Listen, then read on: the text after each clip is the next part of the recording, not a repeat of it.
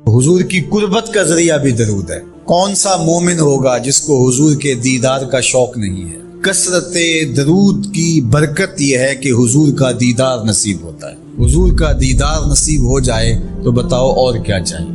اللہ اکبر۔ جب ہم اللہ کی بارگاہ میں عرض کرتے ہیں اللہم صلی علی سیدنا محمد، تو اس کا مفہوم کیا ہے، اس کا معنی کیا بنتا ہے؟ فرماتے ہیں فمانا ہو، اس کا معنی یہ ہے عظم ہو فی الدنیا، اے اللہ دنیا کے اندر محبوب کی عظمت کو اور بلند کر۔ کیسے بلند کر دے؟ بے اعلاء ذکر ہی، کہ محبوب کے ذکر کو علو اور مرتبت اور شان و شوکت عطا کر دے، و اظہار دعوت ہی، اور حضور کی دعوت کو پھیلا دے اور پوری دنیا پہ غالب کر دے، و ابقاء شریعت ہی، اور حضور کی شریعت کو دوام بخش دے، وفی الآخرات بتشفیعہ فی امتہ، اور آخرت کے اندر اس کا وہی مفہوم جو علامہ آلوسی بغدادی نے کیا کہ حضور علیہ الصلوۃ والسلام کو جو حق شفاعت دیا جائے گا، اس کے لیے اللہ سے دعا مانگنا۔ اور حضور نے خود ارشاد فرمایا کہ میرے لیے وسیلے کی دعا مانگ۔ یہ جو ہم اذان کے بعد دعا مانگتے ہیں کہ اے اللہ ہمارے آقا و مولا کو مقام وسیلہ عطا فرما، اور حضور علیہ السلام کے لیے یہ دعا مانگنا ہے،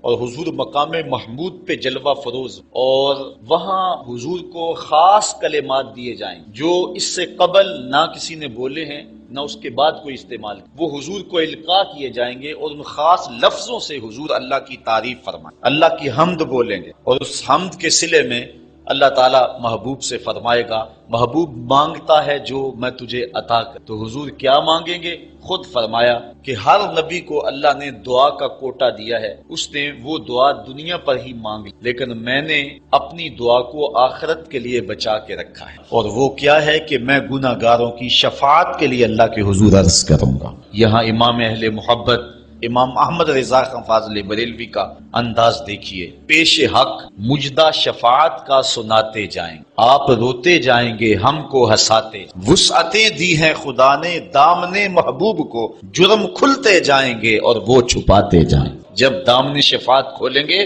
تو بڑے بڑے گناہ گار اس شفاعت کی پناہ میں آ جائیں، بلکہ شفاعت کا جب دامن کھلے گا تو نیکوکار بھی گناہ گاروں کی صفوں میں شامل ہونے کی کوشش کریں گے کہ ہم حضور کی شفاعت کے حقدار بن جائیں۔ وہ کسی نے کسی موقع پہ اپنی ذوق میں اور اپنی لے میں پڑھا کہ وہ اپنا مقدمہ کیسے ہار سکتا ہے جس کے حضور وکیل ہوں، تو لوگوں نے داد دی، میں بھی اس مجمع میں بیٹھا تھا، بہت پرانی بات ہے، تو میں نے اس زمانے میں اس کو ٹوک دیا، روک دیا، میں نے کہا نہ یوں نہ کہو، حضور ہمارے وکیل ہیں لیکن وکیل نگہبان کے معنی میں، لیکن تم بات مقدمے کی کر رہے ہو، مقدمے والے وکیل ایڈوکیٹ کے معنی میں نہیں، چونکہ جو وکیل ہوتا ہے وہ جج کو کہتا ہے صاحب میرے موکل نے یہ جرم نہیں کیا لہٰذا چھوڑ دیں، اگر جرم ثابت ہو جائے تو پھر سزا پکی ہوتی ہے، تو جو وکیل ہوتا ہے وہ یہ ثابت کرتا ہے کہ میرے موکل نے جرم نہیں کیا لہٰذا چھوڑا جائے۔ حضور ہمارے وکیل نہیں ہیں، ہمارے شفیع ہیں۔ وکیل کہتا ہے جرم نہیں کیا چھوڑ دے، اور شفیع کہتا ہے سب کچھ کیا ہے میرا آنا دیکھ لے۔ حضور وکالت نہیں فرمائیں گے، حضور شفاعت فرمائیں گے، اور حضور کی شفاعت سے بڑے بڑے گناہ گاروں کو نجات۔ شفاعتی لأہل الکبائر من امتی، حضور فرماتے ہیں کہ میں امت کے بڑے بڑے گناہ گاروں کی سفارش کروں۔ تو یہ حضور علیہ السلام کو حق دیا جائے گا آخرت کے میدان، اور آقا کریم علیہ الصلوۃ والسلام سجدے میں سر رکھیں گے۔ بخاری شریف میں حدیث شفاعت اٹھائیں، ایک بار نہیں 4 بار سر رکھیں، اور ہر بار رب کہے گا کہ مالک سر انور تو اٹھاؤ، جو کہو وہ مان لیں گے، جس کی سفارش کرو گے وہ قبول کر لیں گے، اور پھر حضور سفارش کرتے چلے جائیں گے اور امت کو بخشواتے چلے جائیں۔ فرمایا اوتیت الشفاعہ، مجھے شفاعت دی گئی، اور ہر نبی کو ایک دعوی مستجابہ قبول ہونے والی دعا زندگی میں عطا کی گئی، دعا کا خصوصی کوٹا دیا گیا، ہر نبی نے وہ دعا کا حق دنیا پہ استعمال کر لیا، لیکن فرمایا کہ غلاموں میں نے وہ دعا تمہارے لیے بچا کے رکھی ہے۔ یہاں فاقے کاٹ لے، تکلیفیں کاٹ لی، دکھ برداشت کر لیے، اذیتیں تکلیفیں کیا کچھ نہیں تھا جو حضور علیہ الصلوۃ والسلام نے برداشت نہیں کیا، لیکن وہ شفاعت کے لیے حضور قیامت کے دن بازو رحمت کھولیں گے تو پھر گناہ گاروں کی نجات کی ضمانت۔ تو حضرت علامہ ابن منظور افریقی علیہ رحمہ فرماتے ہیں کہ یہ مفہوم ہے صلاۃ کا، جب درود کی نسبت اللہ تعالیٰ کی طرف ہو تو اس کا مفہوم ہوتا ہے نزول رحمت، اللہ تعالیٰ جل شانہ اپنے محبوب پر مزید رحمتوں کا نزول فرماتا ہے جس سے حضور کے درجے بلند ہو اور حضور کی عظمت میں اور اضافے ہو. اور جب فرشتوں کی طرف نسبت کی جائے تو فرشتوں کی طرف نسبت بھی دعا کے معنی میں. اور جب ہم اللہ کی بارگاہ میں یہ دعا مانگتے ہیں کہ اے اللہ اس پیارے محبوب علیہ السلام پر رحمت نازل فرما، تو یہ اللہ کی بارگاہ میں گزارش ہو. اسی لیے علماء نے کہا کہ درود ایک ایسا وظیفہ ہے جو کسی صورت میں رد نہیں ہوتا. چونکہ ہم یہ کہتے ہیں اے اللہ اپنے پیارے نبی پر رحمت نازل فرما، وہ تو پہلے ہی فرما رہا ہے، تو ہم کہیں یا اللہ اپنے نبی پہ رحمت نازل فرما، تو کیا اللہ فرمائے گا کہ میں نہیں فرماتا؟ اس لیے یہ ہو ہی نہیں سکتا. علماء کہتے ہیں کہ جو درود ہے وہ بہر صورت قبول ہوتا. اس لیے حضرت عمر رضی اللہ تعالیٰ عنہ فرماتے ہیں کہ دعا کو درود کے ساتھ جوڑ لو، درود تو قبول ہونا ہی ہونا ہے، تمہاری دعا بھی قبول ہو جائے. چونکہ اللہ تعالیٰ جل شانہ کی یہ شان نہیں ہے کہ بعض کو قبول کر لے اور بعض کو ترک کر. ہماری فقہ کا بھی مسئلہ ہے، اگر آپ نے کسی سے سودا لیا ہے، اس میں کوئی ردی چیز آ گئی اور کچھ صحیح آ گئی، اب یہ نہیں آپ کر سکتے کہ جو صحیح ہے وہ رکھ لیں اور ردی واپس کر دیں. یا تو وہ صحیح کے ساتھ ردی بھی قبول کرنا پڑے گی اور یا پھر جو ہے وہ صحیح بھی واپس کرنا پڑے گی. یہ نہیں ہوگا کہ مرضی کی رکھ لی اور مرضی کی واپس کر لی، یا سارا سودا قبول کرنا پڑے گا یا سارا سودا واپس کرنا پڑے گا. تو اللہ تعالیٰ جل شانہ کے حضور جب درود کے ساتھ دعا مانگی جائے تو پھر اللہ تعالیٰ جل شانہ اس دعا کو چھانٹ کے الگ نہیں کرتا کہ میں نے یہ نہیں قبول کرنی. درود کے ساتھ جو مانگی ہوئی دعا ہے اللہ وہ بھی مستجاب فرما لیتا ہے، وہ بھی قبول فرما لیتا. درود پاک وہ بابرکت عمل ہے کہ جو اہل ایمان کو تعلیم دیا گیا. علماء نے لکھا کہ زندگی میں ایک مرتبہ درود شریف پڑھنا فرض ہے، اور جب حضور علیہ السلام کا نام لیا جائے اس وقت درود پڑھنا واجب. اس کے علاوہ بھی وجوب کے اور بہت سارے مقامات علماء نے بیان، اور نمایاں 40 مقامات علماء نے بیان کیے جہاں درود شریف پڑھنا مستحب ہے. لیکن بعض مقامات پہ درود شریف پڑھنا مکروہ بھی، جس طرح باتھ روم اور اس قبیل کے اور مقامات اور جگہ اور جو ہے وہ احوال ایسے جہاں درود شریف. باقی درود شریف وہ بابرکت وظیفہ ہے، وہ مقبول بارگاہ عمل ہے کہ جس کو جتنی بار مرضی پڑھو، ایک تو طبیعت میں اکتاہٹ نہیں ہو، انسان تھکتا نہیں، اور دوسرا اس عمل کی برکتیں اتنی ہیں، اس کا ثواب اتنا ہے کہ حضور نبی رحمت صلی اللہ علیہ وسلم کا فرمان حضرت ابو ہریرہ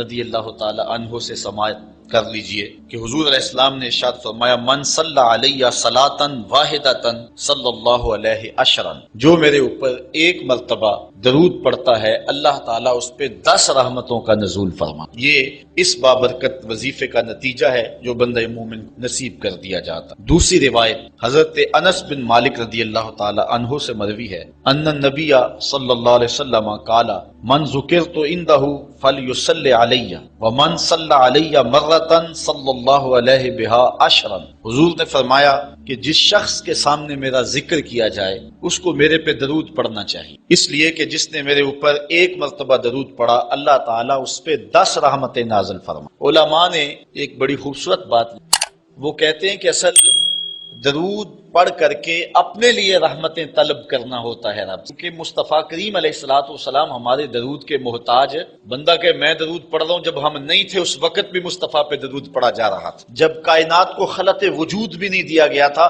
مصطفیٰ پہ درود اس وقت بھی پڑھا جا رہا تھا. تو یہ ہم اپنی سعادت مندی حاصل کریں. اس کی مثال یہ ہے کہ جو مانگنے والے ہیں وہ 2 طرح کے ہوتے. سورۃ الفاتحہ کی تفسیر میں نے مختصر بات آپ کے سامنے اس عنوان سے رکھی تھی. ایک وہ ہے کہ جو ڈائریکٹ دروازے کو دستک دے کے صاحب خانہ سے مانگ، صاحب خانہ اپنی توفیق کے مطابق کو دے نہ دے اس کی. اور مانگنے والوں کا ایک اور طریقہ ہوتا کہ وہ مانگتے نہیں، کسی شخص کے دروازے پہ کھڑے ہو کے اس کو دعائیں دینے لگے، تیرے بچوں کی خیر، تیرے والدین کی خیر، جہاں دادے پر دادے سے شروع ہوتے ہیں اور نیچے نسل تک آتے ہیں. تو وہ جب دعائیں مانگ رہے ہوتے ہیں تیرے خاندان کی، تیری جد کی خیر، تو گھر والا سمجھتا ہے جو ہمیں دعائیں دے رہا ہے اصل خود خالی جھولی لے کر آیا ہے، یہ کچھ مانگنا چاہتا ہے.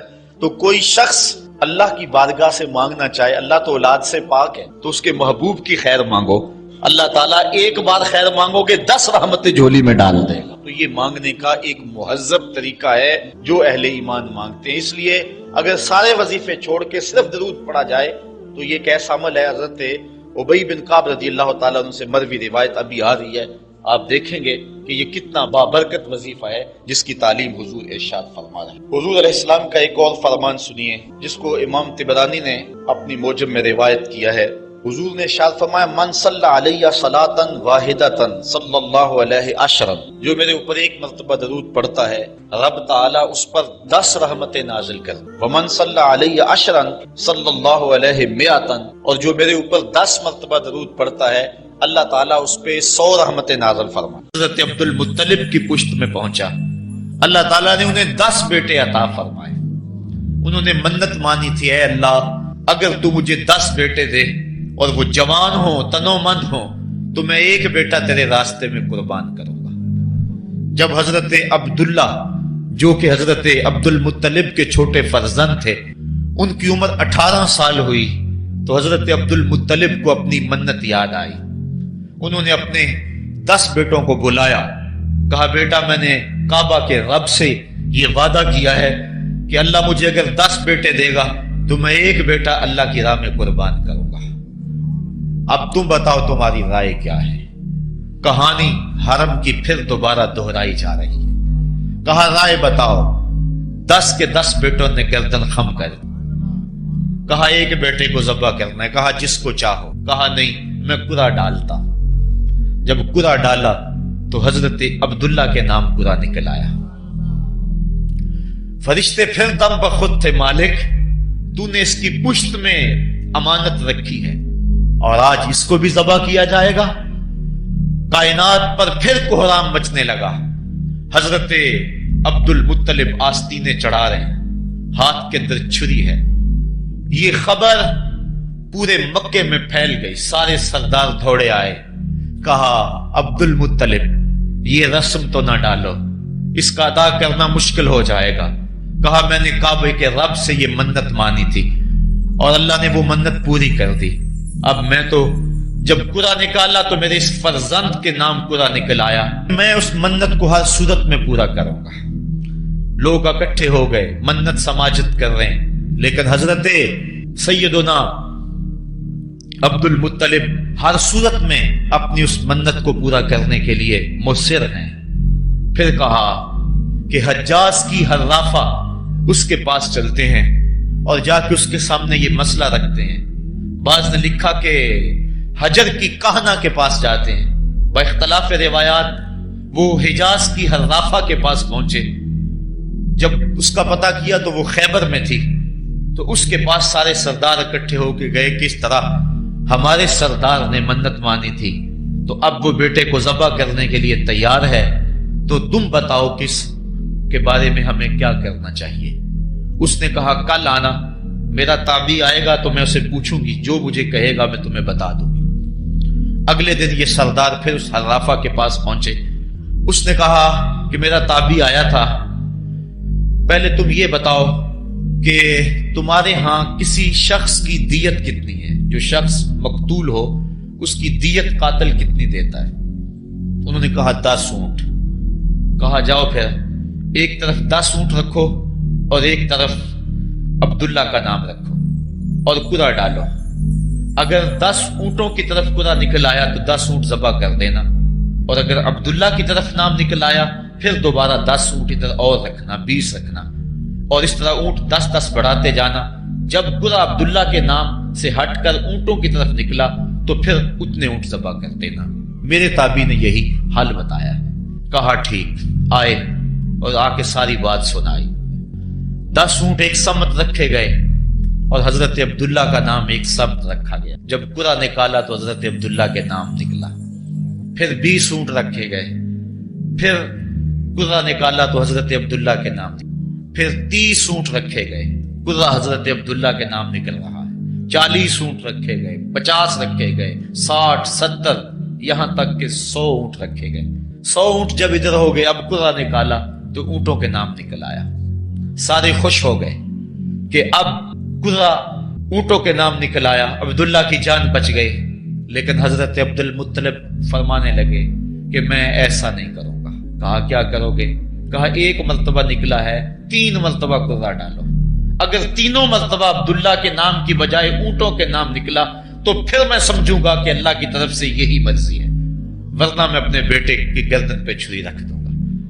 اللہ اکبر، مکے کے اندر سردار بھی دعائیں مانگ رہے ہیں۔ اللہ اکبر، ام ایمن بھی دعا مانگ رہی ہے، مکے کے پربت دعائیں مانگ رہے ہیں، کائنات کا ذرہ ذرہ دعائیں مانگ رہے ہیں۔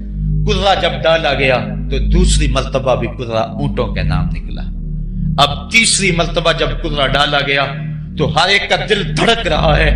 حضرت عبد المطلب تیار ہیں، کہا اگر تیسری مرتبہ بھی قرہ اونٹوں کے نام نہ نکلا تو میں اپنے بیٹے کی گردن پہ چھری پھیروں گا، چونکہ میں نے کعبے کے رب سے منت مانی ہوئی ہے۔ جب تیسری مرتبہ قرہ ڈالا گیا تو وہ بھی اونٹوں کے نام نکلا، 100 اونٹ ذبح کر دیے گئے۔ حضرت عبداللہ جو کہ حضور کی امانت کے امانت دار تھے، ان کی زندگی محفوظ ہوئی۔ حضور علیہ السلام فرمایا کرتے تھے انا ابن الذبیحین، لوگوں میں 2 ذبیحوں کا بیٹا ہوں، ایک ذبیح اسماعیل علیہ السلام ہے اور ایک ذبیح میرے والد حضرت عبداللہ رضی اللہ تعالیٰ عنہ۔ جلدی سے حضرت عبداللہ کی شادی کی گئی۔ حضرت آمنہ سلام اللہ علیہا آپ سے نکاح ہوا، شادی کو ابھی چند ماہ ہی گزرے تھے کہ حضرت عبداللہ رضی اللہ تعالی عنہ شام کی طرف تجارت کی غرض سے گئے۔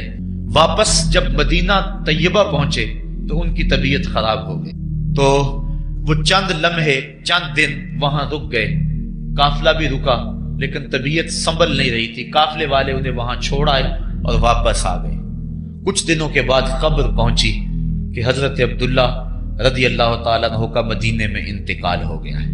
حضور علیہ السلام شکم مادر میں، فرشتوں نے کہا مالک تیرے نبی تو شکم مادر میں یتیم ہو گیا، اے اللہ تیرا نبی تو شکم مادر میں یتیم ہو گیا۔ آواز آئی آنا حافظہ و آنا ناصرہ و آنا کافلہ، تم کیوں پریشان ہوتے ہو، میں اس کی حفاظت بھی کروں گا، اس کی مدد بھی کروں گا، اس کی کفالت بھی کروں گا۔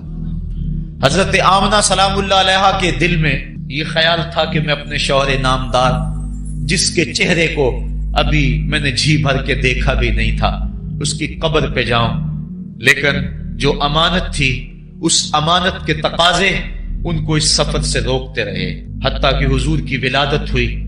آقا کریم کی عمر جب 6 سال ہوئی تو اب ان کے دل میں یہ جذبے اور یہ احساس اجاگر ہوا اور یہ جذبہ بڑھ گیا کہ میں جاؤں اور اپنے شوہر نامدار کی قبر پہ حاضر ہوں۔ حضرت آمنہ سلام اللہ علیہا آپ اپنے نونہال فرزند کو لے کر ام ایمن جو کہ حضرت عبداللہ کی کنیز تھی ان کو لے کر آپ پہنچے مدینہ المنورہ۔ کچھ عرصہ گزارا، اللہ کے محبوب علیہ السلام کو کسی یہودی نے دیکھا تو اس نے یہ خبر گرم کر دی کہ وہ جو موعود نبی ہے جس کا وعدہ ہماری سابقہ کتابوں میں ہے وہ یہی ہے۔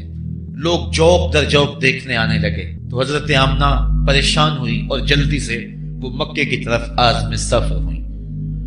ابھی مکے سے 150 کلومیٹر کا فاصلہ باقی تھا کہ ابوا کے مقام پر حضرت آمنہ سلام اللہ علیہا کو سخت بخار ہو گیا اور حضرت آمنہ سمجھی کہ یہ میرا بخار جان لیوا ثابت، تو انہوں نے ام ایمن کو بلایا، کہا لگتا ہے کہ یہ بخار میری موت کا باعث بنے گا، میں تمہیں وصیت کرتی ہوں کہ میرے بیٹے کو بحفاظت امیر قریش عبد المطلب تک پہنچا دینا۔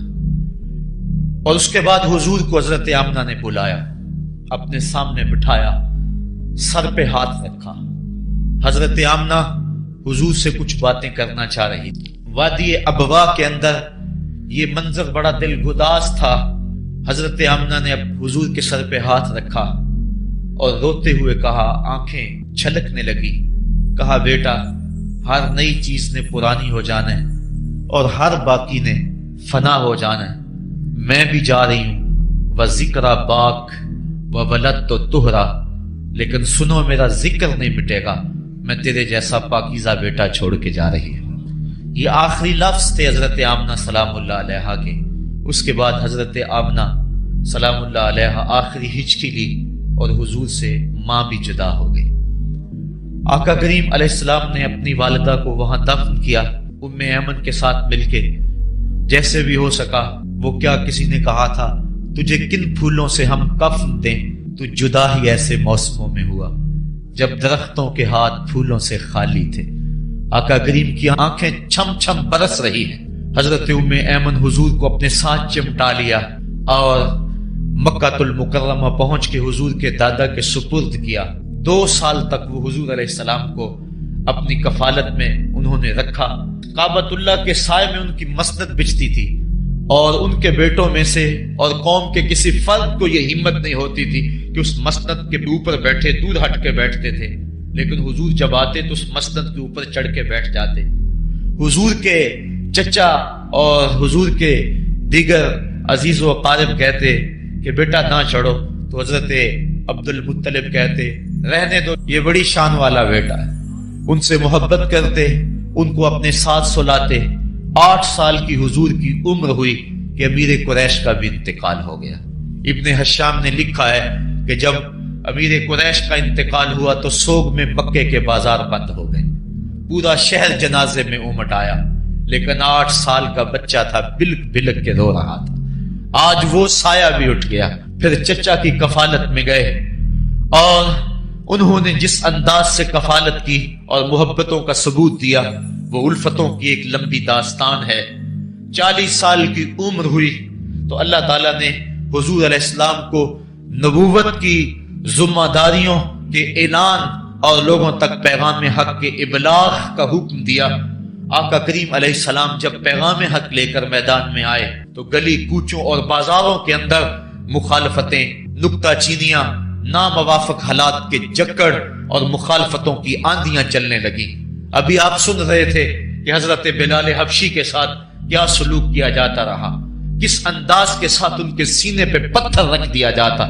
حضرت خباب بن ارد کے ساتھ کون سا سلوک کیا جاتا رہا، کون کون سے دکھ تھے جو روانہ رکھے گئے۔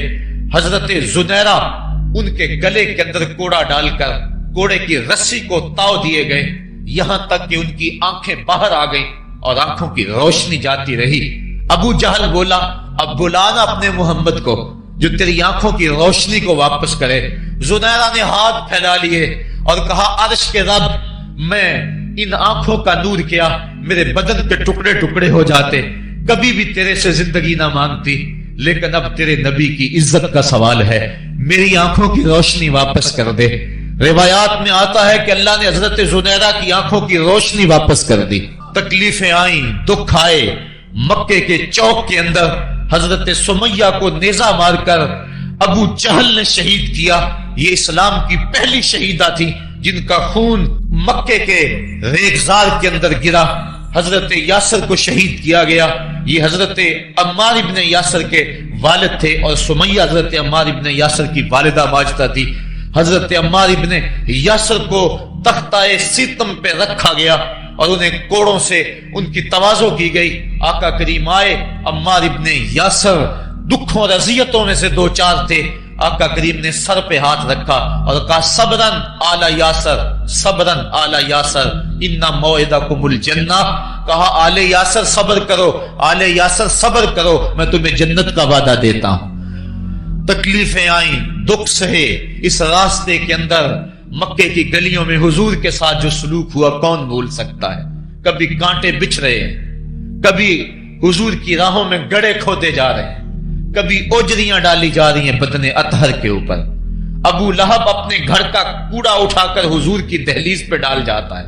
عقبہ بن ابی معیط حضور کے گلے کے اندر کپڑا ڈال کے اس کو تاؤ دیتا ہے۔ حضور فرماتے ہیں جتنے دکھ اس نے مجھے دیے کسی نے نہیں دیے۔ اذیتوں کی داستانیں رقم ہو رہی ہیں۔ آقا کریم علیہ السلام کے شفیق چچا بھی انتقال کر جاتے ہیں۔ جب گھر آتے تو اپنی زوجہ حضرت خدیجہ الکبریٰ سے دکھڑے کہتے، وہ بھی انتقال کر جاتی ہیں۔ اس سال کا نام عام الحزن رکھا جاتا ہے، دکھوں کا سال، مصیبتوں کا سال۔ آقا کریم بہت دل برداشتہ ہوئے قوم سے، پھر سوچا چل طائف چلتا ہوں اور طائف والوں کو پیغام حق دیتا ہوں، شاید میری آواز پر وہ لبیک کہہ دیں۔ 1 مہینے کا سفر کر کے حضرت زید بن حارثہ کو ساتھ لے کر طائف پہنچے۔ ان کے 3 سردار تھے، عبد یالیل بن عمر، حبیب بن عمر اور مسعود بن عمر۔ ان کے پاس جا کر پیغام حق دیا، کہا تمہاری بھلائی کا سندیشہ لے کر بڑی دور سے چلا ہوں، میری دعوت کو قبول کر لو، دنیا میں بھی کامیابی، آخرت میں بھی کامرانی تمہارا مقدر ہوگی۔ یہ دعوت پیش کی۔ انہوں نے کہا کہ ہم تمہاری دعوت کو مسترد کرتے ہیں۔ ایک بولا کہ اور کوئی زمانے میں بندہ نہیں تھا جس کو نبوت ملتی، تجھے ملنی تھی۔ کسی نے کچھ کہا، تانے دیے، دل دکھایا حضور کا۔ آقا کریم نے فرمایا اس فعلتم ما فعلتم فاقدموا علیہ، تم نے جو مجھ سے کہا سو کہا، تم نے جو میرے ساتھ سلوک کیا وہ تمہاری مرضی۔ اتنا میرے سے وعدہ کرو کہ یہ بات کہ میں تمہارے پاس آیا ہوں دعوت دین دینے کے لیے، تمہیں پیغام حق دینے کے لیے، اس کو پوشیدہ رکھو گے، مخفی رکھو گے، تاکہ مکے والے میرے دشمن ہیں، اور جب انہیں پتا چلا کہ طائف گئے ہیں تو وہ طائف والوں نے بھی دعوت قبول نہیں کی تو وہ تمسخر کریں گے، مجھے نشانہ تدہیق بنائیں گے، لہذا جو کہا سو کہا، اپنے اندر اس بات کو راز رکھو۔ انہوں نے کہا کہ ہم کیوں راز رکھتے پھریں؟ انہوں نے افشا کیا، بلکہ اوباشوں کے ہاتھوں میں پتھر دیے۔ حضرت ام المومنین سیدہ عائشہ صدیقہ رضی اللہ تعالی عنہا، محبوب کائنات، کہتی ہیں کہ ایک دن میں نے حضور سے پوچھا کہ آقا احد کے دن سے سخت دن بھی کبھی زندگی میں آپ پر آیا ہے؟ فرمایا ہاں عائشہ، جب طائف کے بازاروں میں تیری قوم نے مجھے پتھر مارے تھے تو یہ دن احد کے دن سے بھی سخت تھا۔ حضور فرماتے ہیں جب میں طائف سے باہر نکلا تو ان کے ہنڈے دو رویا کتاروں میں کھڑے تھے، ہاتھوں میں پتھر، اور میں درمیان سے گزرنے لگا تو وہ میرے پاؤں پہ پتھر مارتے، میں پاؤں اٹھا لیتا تو دوسرے پاؤں پہ پتھر مارتے، پھر میں شدت درد اور احساس کرب سے بیٹھ جاتا تو ان کے دو ہنڈے آگے بڑھتے، مجھے کندھوں سے پکڑ کے اٹھاتے اور پھر مجھے پتھر مارتے۔ فرمایا اے عائشہ، یہ دن احد کے دن سے بھی سخت تھا جب تیری قوم نے طائف کے بازاروں میں مجھے پتھر مارے۔ آقا کریم علیہ السلام احد کے اندر جب حضور کے چچا شہید ہوئے، وہ دن بھی تاریخ اسلام کا دردناک دن ہے۔ آقا کے سر پہ پٹی بندھی ہوئی تھی، آنکھوں میں آنسو تھے، اور بار بار پوچھتے تھے ما فعل امی، میرے چچا کی بات سناؤ۔ جب بتایا گیا حضور حضرت حمزہ شہید ہو گئے تو آقا کریم ان کی لاش پہ گئے، دیکھا کہ ان کا پیٹ چاک ہے، ان کی ناک کاٹ دی گئی ہے، ان کی زبان کاٹ دی گئی ہے، ان کا دل نکال لیا گیا ہے، ان کی آنکھوں میں نیزے چبھوئے گئے ہیں اور ان کے کان کاٹ لیے گئے ہیں۔ آقا کریم کی آنکھوں میں اشک تھے، اور آقا کریم ما فعل امی، میرے چچا کا کیا ہوا؟ آقا کریم اپنی زبان پہ یہ لفظ لا رہے تھے، اور پھر جب حضرت صفیہ آئیں اور ان کے پاس دو کفن کے ٹکڑے تھے، دو کفن کے کپڑے تھے، جب حضرت امیر حمزہ کو کفن دیا جانے لگا، کہا 7 انصاری کی لاش پڑی ہوئی ہے، کہا انہیں بھی کفن دو، میرا حمزہ 2 کپڑوں میں اور اسے 1 کپڑا بھی نصیب نہ ہو، محمد عدل کرنے آیا ہے، انصاف کرنے آیا ہے۔ اب جب کپڑے پھیلائے گئے تو 1 کپڑا لمبا تھا، 1 کپڑا چھوٹا تھا۔ عرض کی حضور یہ جو بڑا کپڑا ہے یہ امیر حمزہ رضی اللہ تعالیٰ عنہ کو دے دیں اور چھوٹا انصاری کو دے دیں۔ کہا نہیں، میں انصاف کرنے آیا ہوں، قرعہ ڈال لو کس کے حصے میں کون سا کپڑا آتا ہے۔ اور جب قرعہ ڈالا گیا تو چھوٹا کپڑا حضرت امیر حمزہ کے حصے میں آیا اور بڑے کپڑے میں اس انصاری صحابی کو کفن دیا گیا۔ اب وہ کپڑا جب حضرت امیر حمزہ کا سر ڈھانپتے تھے تو پاؤں ننگے ہو جاتے، پاؤں ڈھانپتے تو سر ننگا ہو جاتا۔ آقا کریم فرمایا کپڑا سر کی طرف کر دو اور اذخر گھاس لے کر پاؤں کی طرف ڈال دو۔ اللہ کے محبوب علیہ السلام اس دن اتنے غم زدہ تھے کہ جب دوبارہ مدینے پہنچے تو حضور کو پکڑ کر خچر سے سواری سے اٹھا کر حضور کو جو ہے وہ نیچے رکھا گیا۔ سخت تکلیف میں تھے، دکھوں کی زندگی، طائف کے بازار، پھر مدینے کے اندر جب وہ ماحول آیا، خوبصورتیاں آ گئیں، روشنی آ گئیں، آسمان سے ہر دم نور اترنے لگا۔ وہ وقت گیا جب لوگ پتھر مارتے تھے، اب حکم ہو گیا خبردار میرے نبی کی آواز سے آواز بھی اونچی نہیں کرنی، خبردار تم نے میرے نبی سے کوئی مسئلہ پوچھنا ہے تو پہلے صدقہ لو، پھر فقیر ڈھونڈو، پھر خیرات کرو، پھر میرے نبی کی چوکھٹ پہ آؤ، تمہیں پتا چلے کہ کس چوکھٹ پہ آ رہے ہیں، کس در پہ آ رہے ہیں۔ آقا کریم علیہ السلام اس ماحول کے اندر گھر میں خوش ہیں، آنگن میں خوشیاں ہیں، پھول کھلے ہوئے ہیں۔ حضرت ابراہیم علیہ السلام حضور کے شہزادے حضور کی ران پہ بیٹھے ہوئے ہیں، حضرت امام حسین بھی دوڑتے دوڑتے آئے اور وہ بھی حضور کی ایک ران پہ بیٹھ گئے۔ حضور کبھی حسین کو دیکھتے ہیں، کبھی اپنے فرزند کو دیکھتے ہیں، کبھی حسین کو دیکھتے ہیں، کبھی حسین کے ماموں کو دیکھتے ہیں۔ حضرت ابراہیم اور حضرت امام حسین رضی اللہ تعالیٰ عنہ دونوں کو دیکھ کر اللہ کے محبوب خوش ہو رہے ہیں۔ فرشتہ نے اذن مانگا، آقا کریم نے اذن دیا، اس نے عرض کی حضور ان دو میں سے ایک کا اختیار ہے، ایک کو ایک کے بدلے میں قربانی دینا ہوگی۔ اب قربانیوں کی وہ حرم سے جو داستان چلی تھی وہ تسلسل ٹوٹنے نہیں پا رہا ہے، وہ تسلسل جاری ہے۔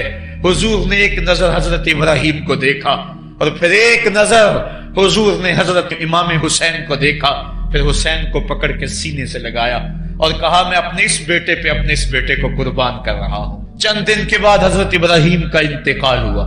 حضور کو جب خبر پہنچی، آقا کریم کی آنکھیں آنسو برسا رہی تھی۔ وَأَيْنَ رسول اللہ تدمعان، حضور کی آنکھوں میں آنسو جاری تھے اور حضور اپنے بیٹے کے سرہانے بیٹھے، پیشانی پہ ہاتھ رکھا، کہا بیٹا آنکھیں رو رہی ہیں، دل غم زدہ ہے، لیکن زبان سے وہی کہوں گا جس سے رب راضی ہوگا۔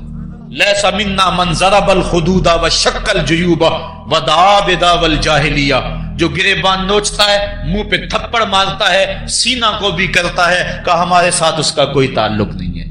آنکھوں کا غم اور دل کا غم رحمان کی طرف سے ہے، ہاتھوں کا غم اور زبان کا واویلا یہ شیطان کی طرف سے ہے۔ کہا بیٹا آنکھیں رو رہی ہیں، دل غم زدہ ہے، لیکن زبان سے وہی کہوں گا جس سے رب راضی ہوگا۔ اب امام حسین حضور کی گود میں کھیلتے ہیں، کبھی حضور اپنی زبان ان کے منہ میں دے رہے ہیں، کبھی حضور اس کو اپنے کندھوں پہ سوار کرا رہے ہیں۔ کسی صحابی نے کہا کتنی اچھی سواری ملی، کہا سواری دیکھ رہے ہو سوار بھی تو دیکھو۔ کبھی سجدے میں ہیں تو حسین پشت پہ آ کے سوار ہو جاتے ہیں، آقا سجدے کو طول دے رہے ہیں۔ حضرت اسامہ بن زید رضی اللہ تعالیٰ عنہ فرماتے ہیں رات کافی بیت چکی تھی، میں حضور کے در پہ گیا، صحابہ حضور کے در پہ چوکھٹ پہ دستک نہیں دیا کرتے تھے، حضور کی چوکھٹ پہ لگ کے بیٹھ جاتے، آقا کریم اپنی مرضی سے آتے، صحابہ دکھڑا کہہ لیتے، کہانی کہہ لیتے، جو پوچھنا تھا پوچھ لیتے۔ لیکن اگر کبھی حالت ناگزیر ہوتی، کبھی ایمرجنسی حالات بنتے، تو صحابہ اپنی انگلیوں کے پوروں کے ساتھ حضور کے دروازے پہ دستک دیتے۔ کانت تکرہ ابواب النبی بالاظافر، اللہ اکبر۔ حضور تشریف لائے، حضور سے حاجت کہی۔ یہ 14ویں صدی کی مصیبت ہے کہ نبی سے مانگنا نہیں چاہیے، اگر نبی سے نہیں مانگنا تو کس سے مانگے؟ اور کون سی چوکھٹ ہے جس در پہ جھولی پھیلائیں؟ کون سا دوارہ ہے جہاں کشکول پھیلا کے کہیں کہ ہماری جھولی بھر دی جائے؟ اور جتنے بھی سہارے ہیں سبک کرتے ہیں، عزت نفس بڑھاتا ہے سہارا تیرا، ہر آسرا ذلیل کرتا ہے، نبی کا آسرا بندے کو سر بلند کرتا ہے۔ حضرت اسامہ بن زید کہتے ہیں میری حاجت پوری ہو گئی، لیکن میں نے کیا ماجرا دیکھا، جب حضور گفتگو کر رہے ہیں، دوران گفتگو اللہ کے محبوب کمبل اوڑھ کے یوں ہی آ گئے تھے، حضور کے دائیں بائیں سے حرکت کا احساس ہوتا ہے، جس طرح اندر کوئی چیز ہے۔ میری حاجت پوری ہوئی تو مجھ سے نہ رہا گیا، میں نے پوچھ لیا، میں نے کہا بندہ نواز یہ کیا ماجرا، آپ کمبل اوڑھا ہوا ہے اور اندر سے کسی کی حرکت کا احساس ہے۔ فکشفہ، حضور نے کمبل کو کھول دیا، فائز الحسن والحسین علی وارکیہ، تو ایک پہلو سے امام حسن لپٹے ہوئے تھے، ایک سے امام حسین لپٹے ہوئے تھے۔ کہا یہ میرے بیٹے ہیں، یہ میری بیٹی کے بیٹے ہیں، اے اللہ میں ان سے پیار کرتا ہوں، تو بھی ان سے پیار کر، اور جو ان سے پیار کرے میرے مالک تو اس سے بھی پیار کر۔ اور ایک دن فرمایا حسین منی وانا من الحسین، لوگو حسین مجھ سے ہے اور میں حسین سے ہوں۔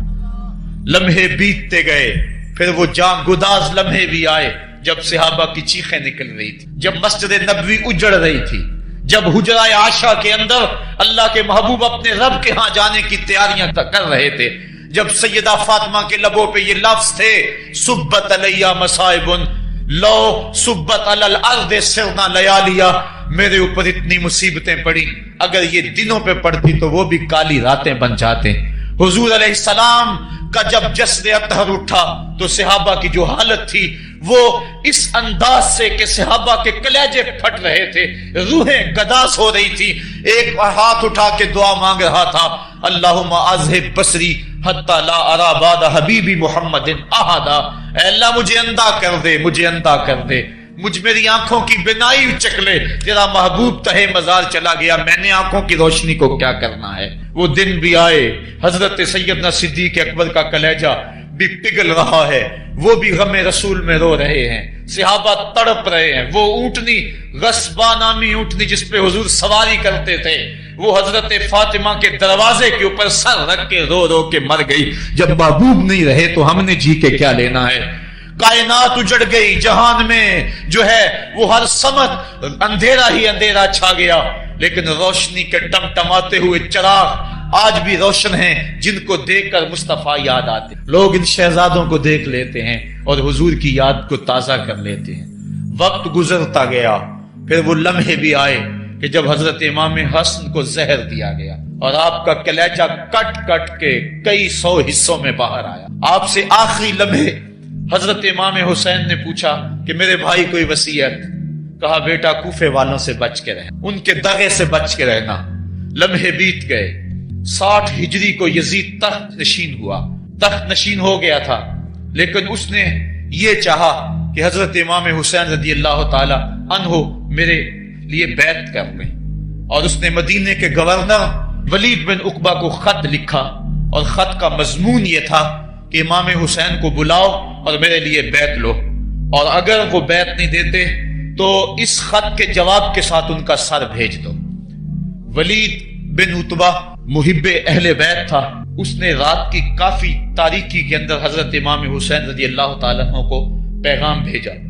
حضرت امام حسین نے حضرت عبداللہ ابن زبیر سے مشورہ کیا، انہوں نے کہا اس وقت گورنر کا بلانا خیر نہیں، صبح جائیں گے۔ آپ فرمایا نہیں میں بھی جاتا ہوں، کچھ سواروں کو ساتھ لیا، کہا تم باہر کھڑے ہو جانا دارالامارت کے، اگر میں آواز دوں تو تم دوبارے پھلانگ کے اندر آ جانا۔ ولید بن عتبہ کے پاس امام حسین پہنچے، آپ نے کہا کہ سناؤ کیا معاملہ ہے؟ تو اس نے کہا کہ یہ خط ہے جو یزید نے بھیجا ہے۔ آپ نے فرمایا کہ میں صبح بتاؤں گا۔ ولید بن عتبہ نے کہا ٹھیک ہے۔ امام حسین پلٹنے لگے تو مروان بن حکم جو پاس بیٹھا ہوا تھا گورنر کے، کہنے لگا یہ چلے گئے تو دوبارہ ہاتھ نہیں آئے، اب موقع ہے، اب ان کو پکڑ لو اور ان سے زبردستی بیعت لے لو۔ یہ بات حضرت امام حسین کے کانوں میں پڑی، آپ پلٹے، نیام سے تلوار نکالی، حیدری کچھار سے محمدی شیر نکل آیا، اور حضرت امام حسین رضی اللہ تعالیٰ عنہ نے اس وقت جو جملے کہے، تاریخ کے اوراق کے اندر وہ جملے محفوظ ہیں۔ حضرت امام حسین نے کہا ایھا الامیر، اے امیر تو جانتا نہیں ہم کون ہیں؟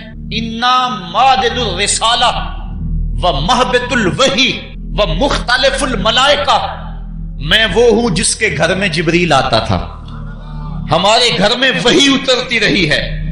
وَيَزِيدُ بْنُ الْمُعَاوِيَةِ رَجُلٌ فَاسِقٌ فَاجِرٌ قَاتِلُ النَّفْسِ مُعْلِنٌ بِالْفِسْقِ شَارِبُ الْخَمْرِ وَمِثْلُنَا لَا يُبَايِعُ، کہا اور یزید شرابی ہے، یزید مسلمانوں کا قاتل ہے، یزید فاسق مولن ہے، اے امیر میرے جیسا شخص چھپ کر بیعت نہیں کر سکتا۔ اللہ اکبر۔ حضرت امام حسین نے جب یہ بات کہی، جو باہر لوگ کھڑے تھے وہ بھی چاقو چوبند ہو گئے۔ اس نے کہا حضور آپ جائیے۔ مروان مشورے دیتا رہا، لیکن حضرت امام حسین کو گورنر مدینہ نے کہا کہ آپ جائیے۔ حضرت امام حسین رضی اللہ تعالیٰ عنہ واپس پلٹے۔ حضرت امام حسین کی ہمشیرہ سیدہ زینب انتظار کر رہی تھی بھائی کا۔ پوچھا کیا ماجرا ہے؟ کہا حالات بگڑ گئے، اب ہمارا مدینے میں رہنا محال ہے، صبح سحری سے قبل شہر مدینہ چھوڑ دیں۔ اللہ اکبر، ورنہ ہمارے خون سے نبی کا حرم لالا زار بنے گا۔ حضرت امام حمام رضی اللہ تعالیٰ عنہ نے اہل بیت کی مشاورت سے یہ فیصلہ کر لیا۔ کجاوے کسے جانے لگے، سامان تیار ہو گیا۔ حضرت محمد بن حنفیہ کو کہا کہ تم یہاں رہو اور تم خبر پہنچانا کہ پیچھے کیا ماجرے ہوتے ہیں، اور مکے کی طرف میں سفر کر رہا ہوں۔ کہانی لمبی ہو رہی ہے اور وقت کے دامن میں اتنی گنجائش نہیں ہے کہ پھر کس طرح شہر مدینہ چھوڑا ہوگا۔ حاجی جاتے ہیں 8 دن اور 8 دن کے بعد مدینہ چھوڑتے ہیں۔ ان سے کوئی پوچھو کہ مدینہ چھوڑنا کتنا مشکل ہے۔ وہ کیا کسی حاجی کو لوگ مبارک دے رہے تھے؟ اس نے کہا تھا مبارک دے رہے ہو دوستو حج و زیارت کی، میرا غم بھی تو دیکھو، میں مدینہ چھوڑ آیا ہوں. جو 8 دن مدینہ رہتا ہے اس سے مدینہ چھوڑا نہیں جاتا جس کی ولادت مدینے میں ہوئی. جو کھیلتا تھا تو مدینے کی گلیوں میں، جس کے گھر کا دروازہ مسجد نبوی میں کھلتا تھا، اس حسین کو مدینہ چھوڑنا قیامت ہوگی. شہر مدینہ چھوڑا، حضرت امام حسین رضی اللہ تعالیٰ عنہ مکہ المکرمہ پہنچے. وہاں رمضان گزرا، حالات وہاں بھی بگڑتے گئے. مسلسل خط آتے رہے کوفے سے. کہانی طویل ہے. 8 ذوالحج کو حضرت امام حسین رضی اللہ تعالی عنہ کوفے کی طرف عازم سفر ہوئے. حضرت عبداللہ ابن عمر، عبداللہ ابن عباس رضی اللہ تعالی عنہما اور دیگر صحابی ہاتھ جوڑ کے کھڑے ہو گئے. بلکہ حضرت عبداللہ ابن عباس نے تو یہاں تک کہہ دیا کہ میں دیکھ رہا ہوں کہ وہاں تمہیں شہید کیا جائے گا، آپ اگر ضرور جاتے ہیں تو ان بچوں کو چھوڑ دیں. حضرت امام حسین فرماتے میرے غم گسارو، میرے پیارو، مجھ کو نہ روکو، مجھ کو جانے دو، مجھے نانے کے دی کی ڈوبتی کشتی بچانے دو. میں جاتا ہوں کہ دنیا پر وفا کا نام رہ جائے، میں رہوں نہ رہوں پر عظمت اسلام رہ جائے. میں نہیں جاتا تو نبی کے گھر کی آن جاتی ہے. لوگوں تمہارا دین جاتا ہے، میری غیرت ایمان جاتی ہے. کہا مجھے جانا ہوگا. 8 ذوالحج کو لوگ کعبہ کی طرف آ رہے ہیں اور کعبہ دلہن کی طرح سنورا ہوا ہے. طواف کرنے والوں کا جھرمٹ ہے. حاجی حج کرنے آ رہے ہیں، لیکن حضرت امام حمام کسی اور حج کی تیاری کر رہے ہیں. کسی نے کہا حج تو کر جائیں، اتنی مرتبہ مدینے سے پیدل چل کے آئے اور آج تو مکہ المکرمہ میں موجود ہے. کہا پیچھے ہٹو، جو حج میں کرنے جا رہا ہوں وہ انوکھا ہوگا، وہ نرالا ہوگا. تم بھی طواف کرو گے، میں بھی طواف کروں گا. تم طواف کعبۃ اللہ کا کرو گے اور میں خیموں کا طواف کروں گا.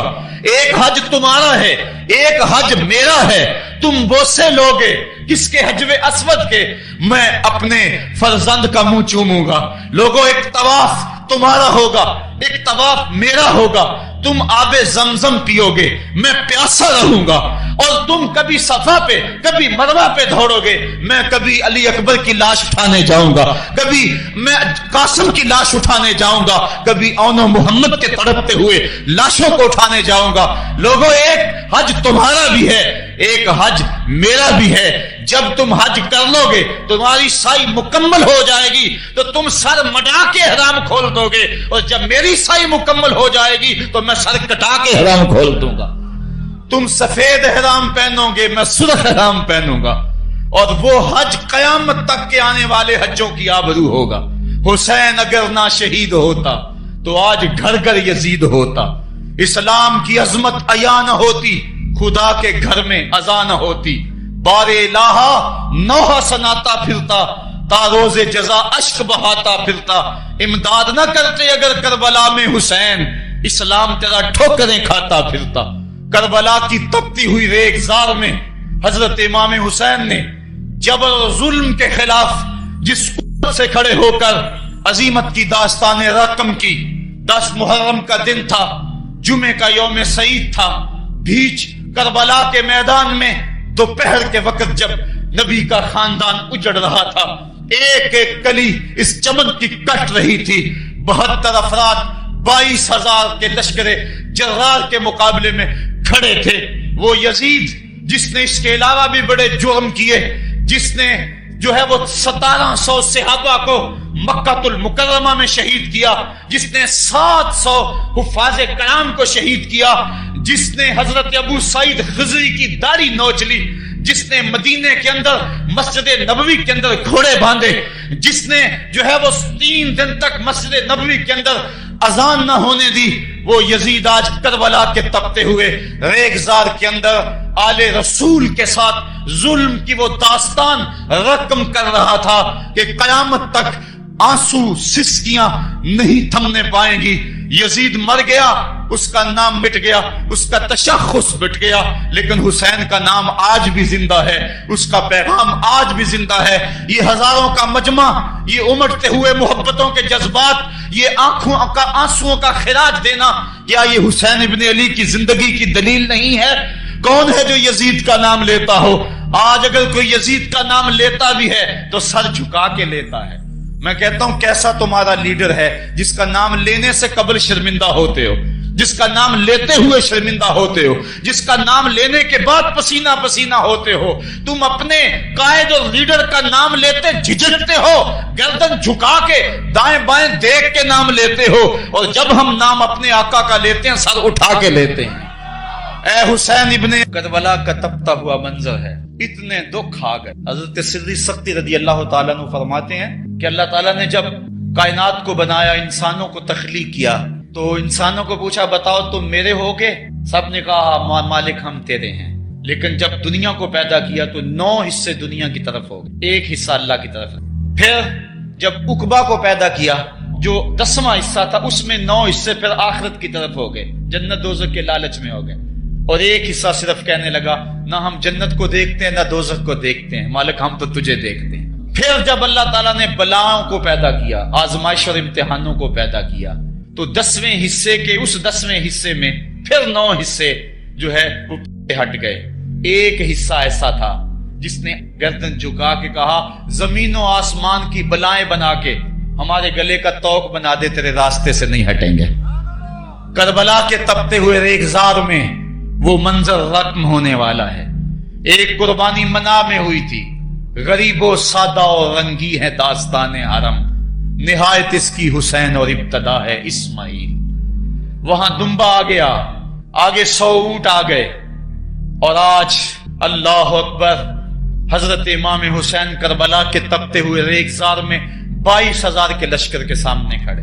کہا لوگو میرا حق پہچانو، میرے خون سے اپنے ہاتھ نہ رنگو، مجھے پہچانتے ہو کہ میں کون ہوں؟ کہا لوگو جلدی نہ کرو، میرے حق کو پہچانو۔ اس وقت روئے زمین پر کسی نبی کی بیٹی کا بیٹا موجود نہیں ہے۔ لوگو میرے راستے سے ہٹ جاؤ اور میرے خون سے اپنے آپ کو ابدی بدبختیوں کا شکار نہ کرنا۔ بلکہ آپ نے نام لے لے کے فرمایا کہ اے زید بن حارث، اے ابن دبی، اے ابن جبیر، اے فلاں فلاں، نام لے کر کہا تم نے خود ہی خط لکھے تھے۔ انہوں نے کہا ہم خط نہیں لکھے۔ آپ نے وہ چمڑے کا تھیلا تھا اس کو الٹ دیا، کہا یہ تمہارے خط ہیں اور آج تم مکر گئے ہو۔ انہوں نے کہا کہ سیدھی بات ہے، یا تو بیعت کرو اور یا پھر مرنے کے لیے تیار ہو جاؤ۔ حضرت امام حسین نے کہا کیسی بات کرتے ہو، اگر میں نے بیعت کرنی ہوتی تو مدینہ کیوں چھوڑتا، اس جائے پناہ کو کیوں چھوڑتا؟ دولت کی تجوریاں کھول دی گئیں، پیشکشیں کی گئیں۔ حضرت امام حسین فرمایا یہ کبھی نہیں ہو سکتا، جسے صرف حق ہی قبول ہو، یہی جس کا اصل اصول ہو، جو نہ بک سکے جو نہ جھک سکے، اسے کربلائیں ہی راز ہیں۔ پھر جبر کی آندھی چلی، ایک ایک کر کے جانثار راہ خدا میں قربان ہوتا گیا۔ پھر خاندان نبوت کی باری آئی۔ حضرت علی اکبر حضرت امام حسین کے جوان سال بیٹے راہ خدا میں جان پیش کرتے ہیں۔ بھتیجے قاسم رضی اللہ تعالیٰ عنہ جان قربان کرتے ہیں۔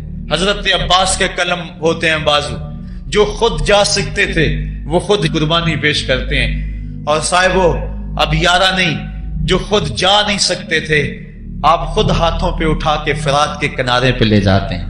کہا جو آ سکتے تھے وہ تو قدموں پہ چل کے آ گئے، اور جو قدموں پہ نہیں چل سکتے تھے میں انہیں اٹھا کے لے آیا ہوں۔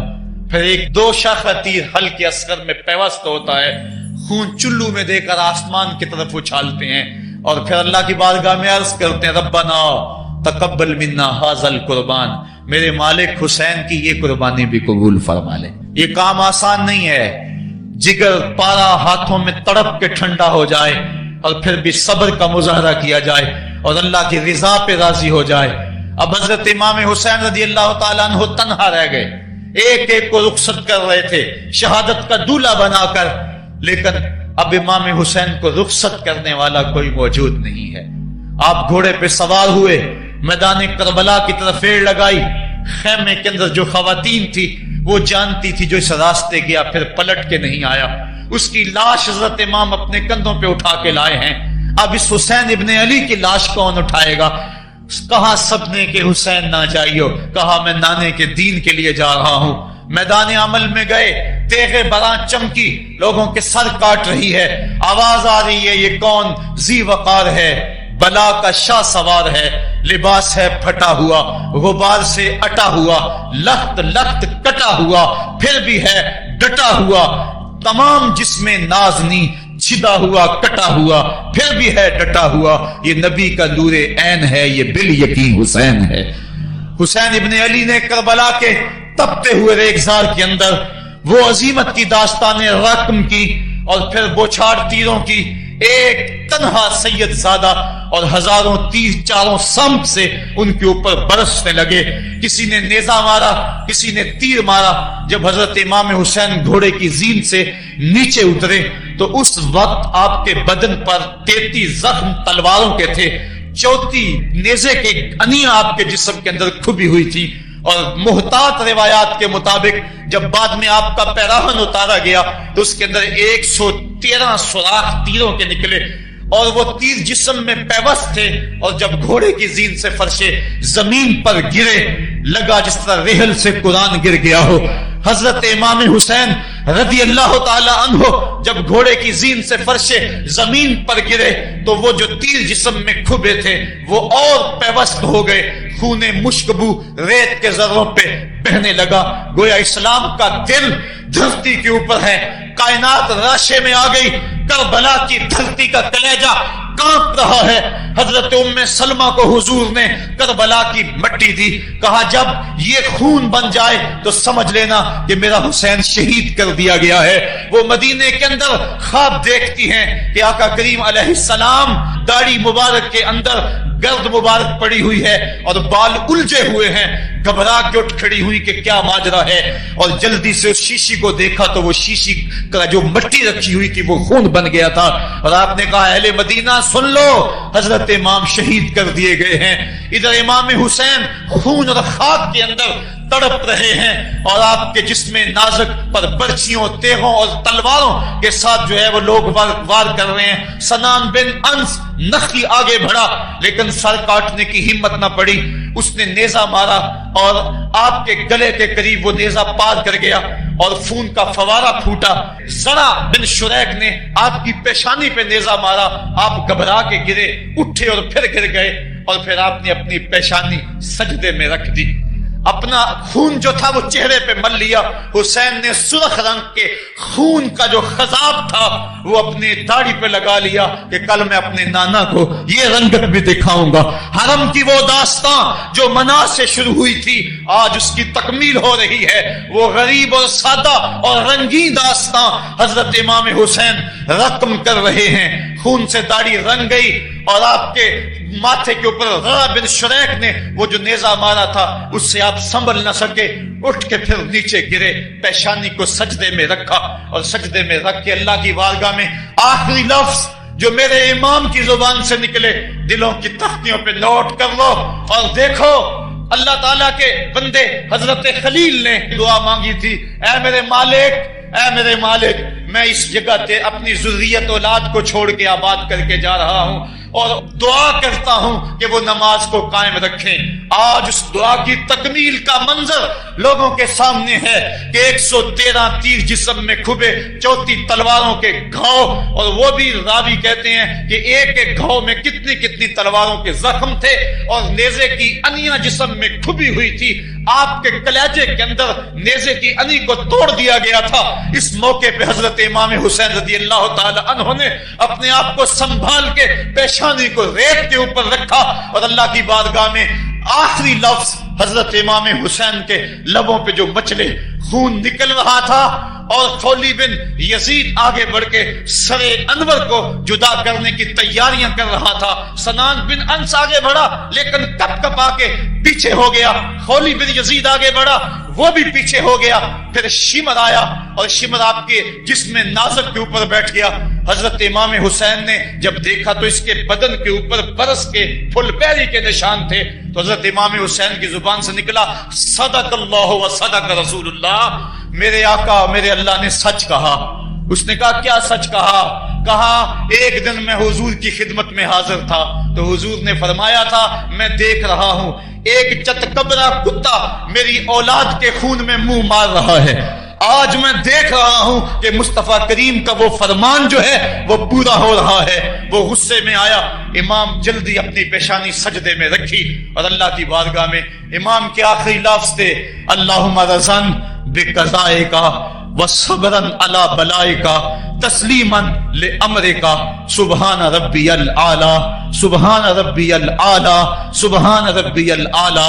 مالک بھائی، بیٹے، بھتیجے، بھانجے، جانثار، آیان و انصار سب کچھ لٹا کے، عباس کے بازو کٹا کے، جو جا سکتے تھے انہیں بھیج کے، جو جا نہیں سکتے تھے خود اٹھا کے لے جا کر کے، عباس کے بازو قلم کروا کے، یہ خیمے کے اندر بچیاں یتیم ہو گئی ہیں، سہاگ اجڑ گئے ہیں، میرے مالک سب کچھ لٹا کے نبی کا گھر اجڑ گیا، ایک ایک پتی گر گئی، جن کو بلایا گیا تھا آج ان کی میزبانی تیروں تلواروں اور نیزوں سے ہوئی، لیکن مالک تو دیکھا میری زبان پہ ہائے نہیں آئی، میں نے اف تک نہیں کی، زخم پہ زخم کھا کے جی، خونے جگر کے گھونٹ پی، آہ نہ کر لبوں کو سی، یہ عشق ہے، یہ دل لگی نہیں، یہ محبت ہے۔ یہاں لوگ مصلوب بھی ہوتے ہیں، یہاں لوگ سولی بھی چڑھتے ہیں، حکم ہوتا ہے خبردار اگر آہ بھی کی تو صابروں سے نام کاٹ دوں گا۔